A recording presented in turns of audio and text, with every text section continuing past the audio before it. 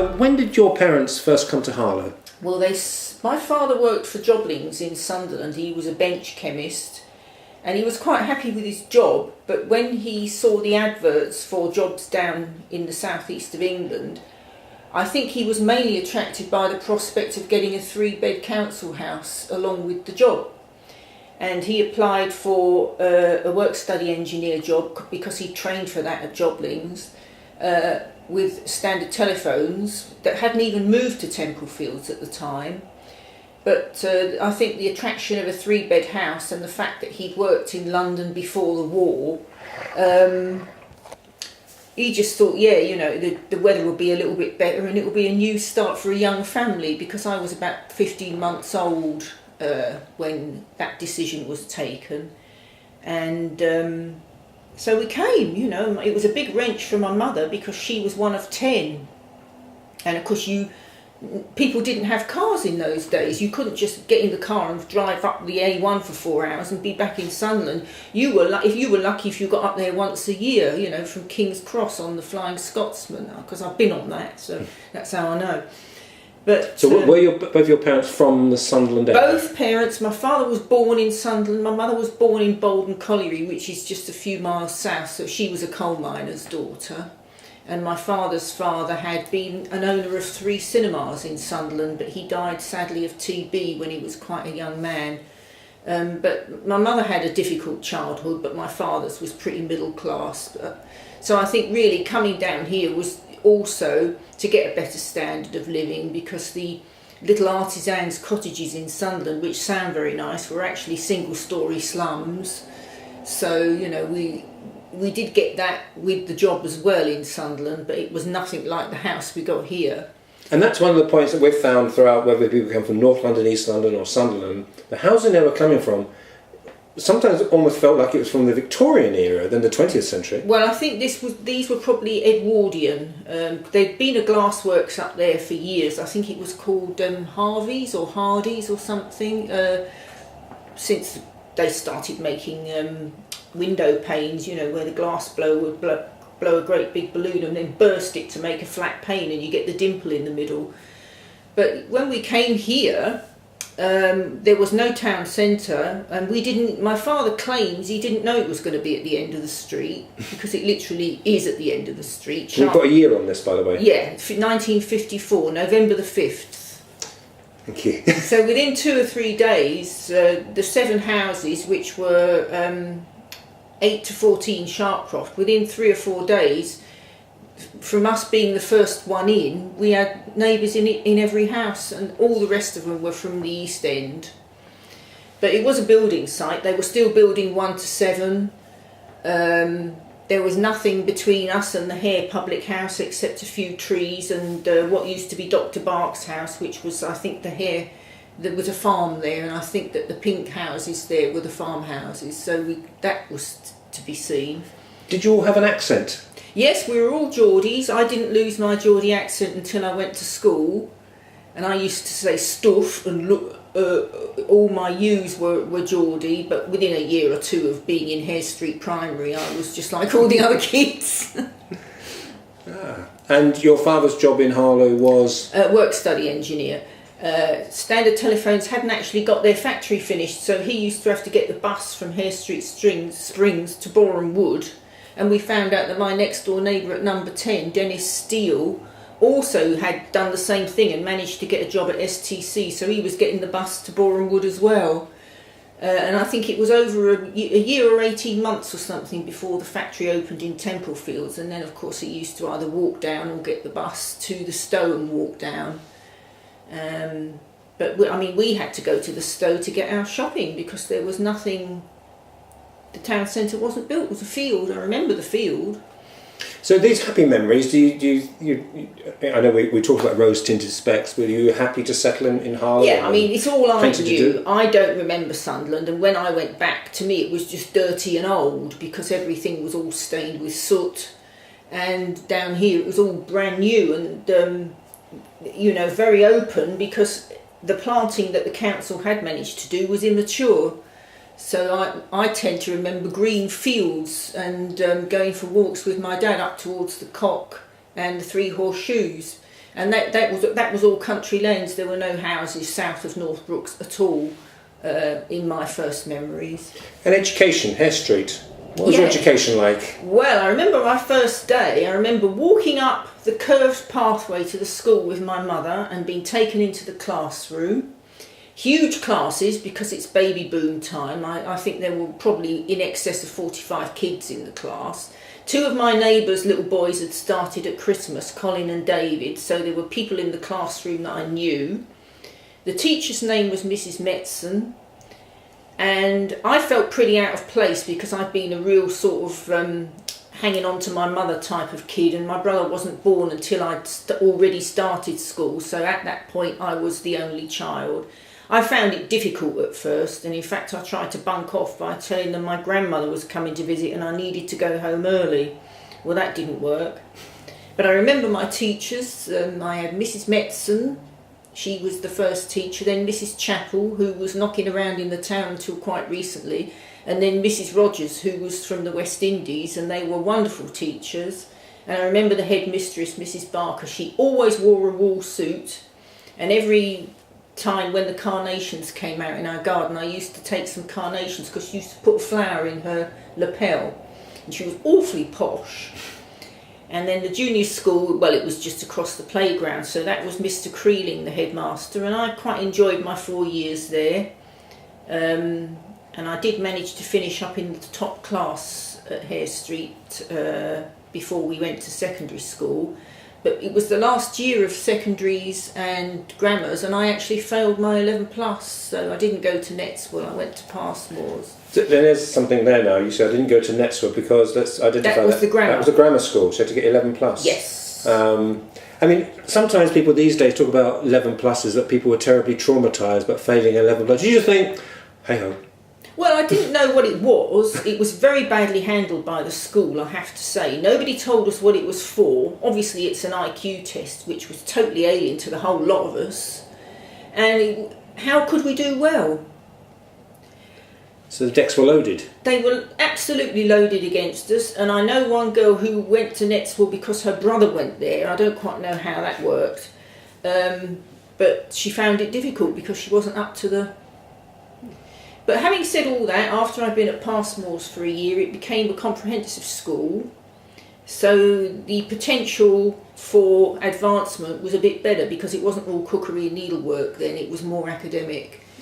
And what did you shine at Passmore's? Well, in order to get out of cookery and needlework, after my first year I was sitting in my French class and somebody came in, I can't remember who it was, and said, Mrs. Grimmon's going to be teaching a German class, but if you guys want to do it, you have to do it during the lessons that would normally be cookery and needlework. So my hand shot up.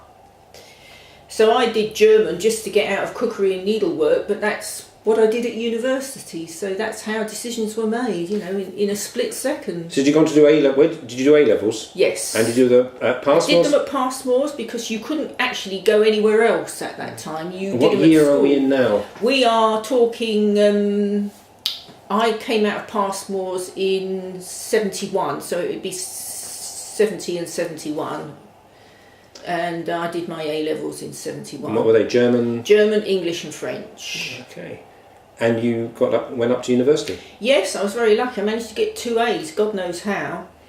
And 2 A's and a D, so we don't talk about the D very often. But those were good enough grades to get me into some of the more modern universities. Unfortunately, in those days, if you wanted to study a foreign language, you still needed to have Latin. And of course, Latin wasn't taught at Passmore's. Even though I tried to get it taught, there was nobody there to teach me. So I was quite lucky. I had quite a few offers, so I visited Kent and Warwick and Stirling and St Andrews and Aberystwyth. They all offered me a place. And did you visit them all? I visited them all, yes. I remember getting on the train and going off to these places that I'd never been in my life, all on my own, and another instantaneous decision. I got to Warwick, quite liked it, and thought, yeah, we'll have this one. But it turned out to be more by luck than judgment, a very good university, so I do not regret that decision at all. Well, there are many people, sometimes I went off to university, one of those you mentioned, Stirling, in 81. And at that time they said only 6% of people in the whole country went off to university. In a town like Harlow, That's right. even a town like Harlow, even less. Yes, were you that's aware right. of how few people in your year were going off to Yes, university? there was me.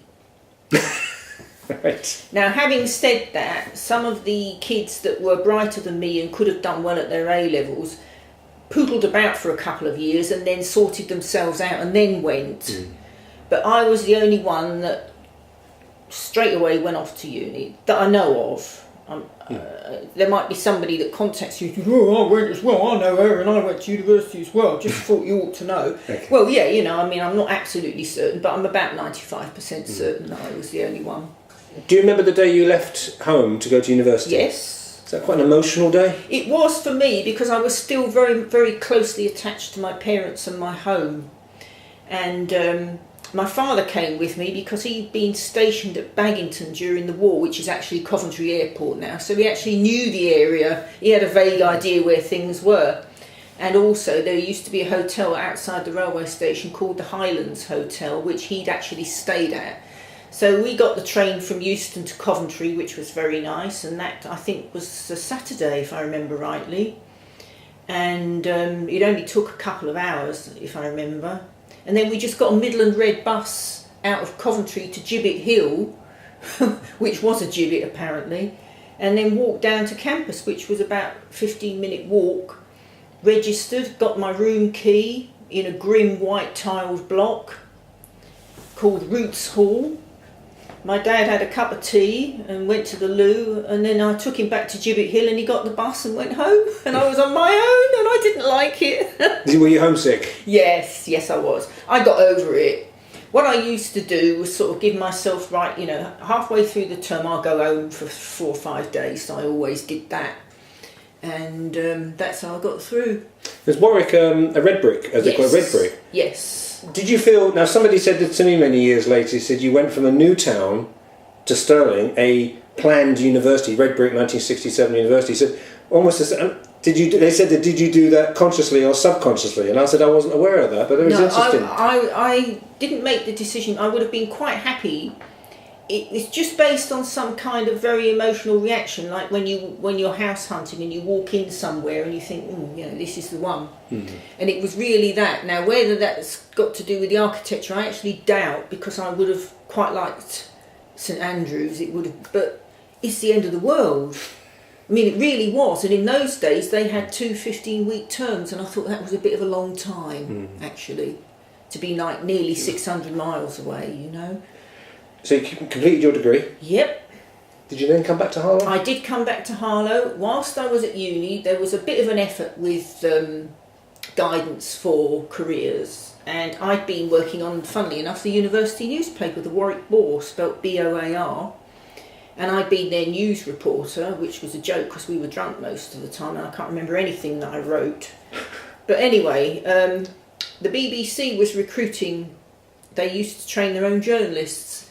And I went on another trip on a train to Birmingham to Pebble Mill Studios for an interview to become a BBC journalist. And I walked through the set of the lunch programme Pebble Mill. My mum saw me walk through on telly, live. So that was that. So I had the interview, and much to my extreme amazement, I was accepted. But the money that they were paying, and I had to go to White City, the BBC television centre at White City. I couldn't afford it. I literally couldn't afford to do it because I didn't realise at the time that nearly everybody that did that was from a more wealthy background than me, and that their parents were obviously subsidising them in various ways. So we realised that quite quickly. So fortunately in those days in the city there were graduate employment agencies where they try to slot you in somewhere, and I always say it's being in the right place at the right time. I got sent to a commodity trading place because of my linguistic abilities, and they were looking for somebody to help with trading edible oil in Rotterdam and Hamburg and Brussels, not Brussels, Antwerp, those places, but you needed to be fairly nifty with foreign languages. And I was interviewed by an American guy who revelled in the name of Hurley Zook. and he took me on. So you see, it was being given a chance and just being in the right place at the right time. So I became a trainee commodity trader. So I worked in the city instead, and I stayed here from coming out of uni more or less to 1982, when I got headhunted to go to do the same job in Rotterdam.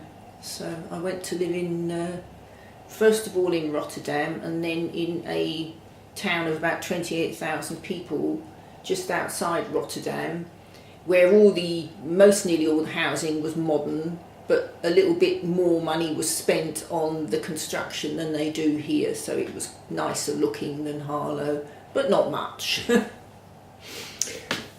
I guess I'm going to, in conclusion, a bit here, because it's a very fascinating period that we've just focused upon. The Harlow that we see in 2018, do you think Harlow's changed a lot in your time? Yeah, massively. I mean, I missed it for 8 years because I was abroad for 8 years, and then I came back to work in London again and came back to Harlow. And in that time, it had changed massively. I mean, traffic's absolutely dire. They were starting to get round to building some stuff that wasn't strictly speaking council. Netswell Orchard, which is where I moved to, is an example of that. And just the whole attitude, Margaret Thatcher's right to buy, which my parents availed themselves of because they got the house half price basically. That changed the whole face of Harlow, and for the better or for worse? Well, it just changed it. I don't really think that it's made it worse, in my humble opinion. I think a lot of other people do, because I think that a lot of people feel that things should be how they always were. And I don't believe that. I am not a subscriber to that point of view. I think things will change, they have to change. We can't keep everything like it was. Everybody's whinging because they've just knocked the square down. And yeah, it's a shame, but we'll get something else. Something else will happen. And it's funny, we're sitting here where the ski slope was. That's right. We are now about 30 or 40 feet underneath the top end of the ski slope. This is the footprints on Google Earth. You can look it up and you can see that my flat is underneath the highest bit of the ski slope.